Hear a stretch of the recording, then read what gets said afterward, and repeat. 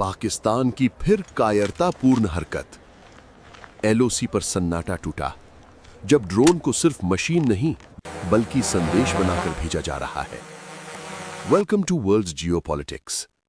कभी कभी युद्ध गोलियों से शुरू नहीं होता, कभी कभी युद्ध एक ड्रोन से शुरू हो जाता है।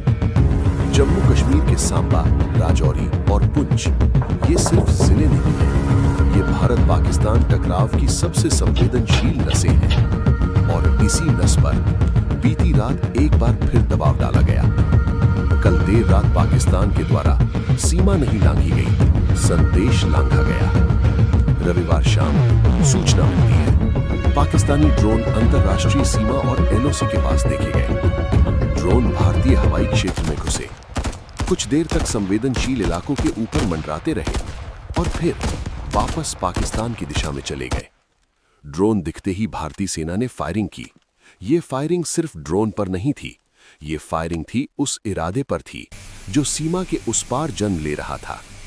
सांबा और पुंछ में भी ड्रोन जैसी गतिविधियां दर्ज की गईं। ये एक जगह की घटना नहीं थी, ये कायर पाकिस्तान की कोऑर्डिनेटेड मूवमेंट थी। फिर क्या भारतीय सेना द्वारा रात भर चला शिकार।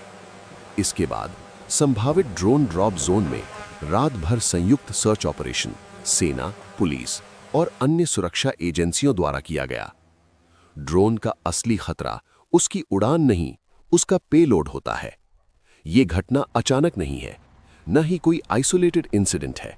ये उस रणनीति का हिस्सा है जिसमें सीधी गोलीबारी से बचा जाता है, लेकिन अस्थिरता बनाए रखी जाती है और भारत की आंतरिक सुरक्षा पर दबाव डाला जाता है।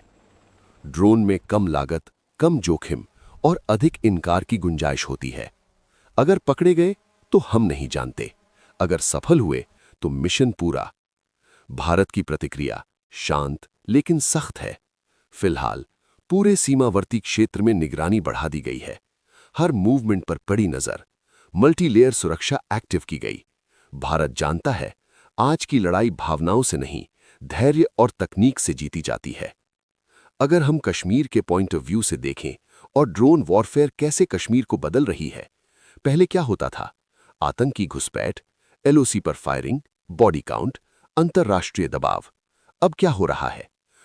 FATF जैसी संस्थाएं हरकत में आए, वैश्विक मंच पर फिर आतंक समर्थक ठप्पा लगे।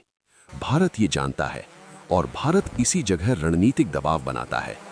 जब दुश्मन आसमान से आने लगे तो समझ लीजिए जमीन पर उसकी हिम्मत खत्म हो रही है। और याद रखिए, भारत की चुप्पी कमजोरी नहीं